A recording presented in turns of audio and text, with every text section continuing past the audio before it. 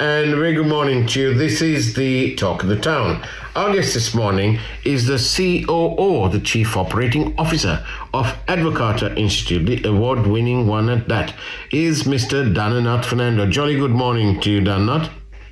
Good morning, Faraz. Thank you very much. Dhananath, the IMF are here and so on. But has Sri Lanka actually completed its negotiations with the international lending community? We had some reference to a bank, Hamilton Bank, and so on. What's going on? Is it not yet sorted out? Not yet sorted out for us. We are all waiting to see the dollar debt restructuring. And I think that's the crucial part, of course, because we have creditors in different categories. We have multilateral creditors, bilateral creditors, and private creditors. And we know the conflict at the bilateral stage because China is not a member of the Paris Club. They are just the observers, and they have indicated when they were restructuring debt in countries like Zambia and other parts of the world, they are generally slow to respond for these sort of issues. But however, they have provided a commitment to the IMF at the initial stage, but the timeline is yet to be decided. So depending on the debt restructuring at the international level, the IMF process will take time, and it will depend on that, in my view. And I know this program is not too long, but can you quickly sort of tell us, people say, well, all these people who wanted us to let the exchange rate react to market conditions rather than fixing it and keeping it in one place.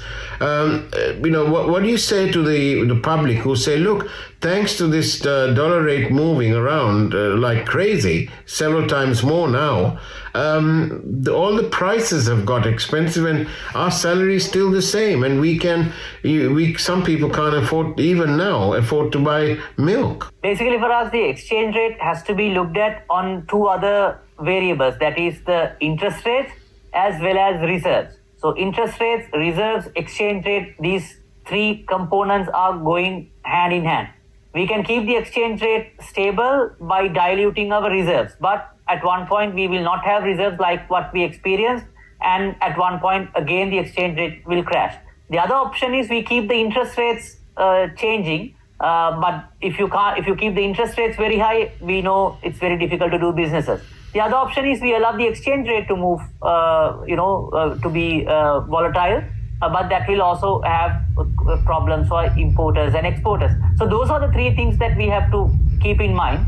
But my view is it is always better to manage it to an extent with interest rates rather than moving with reserves, because ultimately our reserve levels are low, and already central bank over the last 3 months on a net basis, they have sold dollars to the market. That means they have diluted their reserves to an extent, but of course not in big amounts, but it's still a negative amount. If we continue to do it for 15-20 months, we will hit the same problem. So I think it is better to manage it with the interest rates rather than trying to manage it with the reserve. And when's the good times likely to come to our country economically? I think the day that we start the reforms and when we continue the reforms, the good days will come for us. And the challenge is that the process is slow, but state-owned enterprises reforms is a must, the trade reforms are a must. When we see those two reforms at least, I'm sure the good days will be coming sooner. Wonderful. Well, we look forward to that day. Thank you very much, Dhananath Fernando, for being on the Talk of the Town. Thank you, Faraz. And it's now back to the studio with Dom and Asanka on the Morning Fix. Thank you.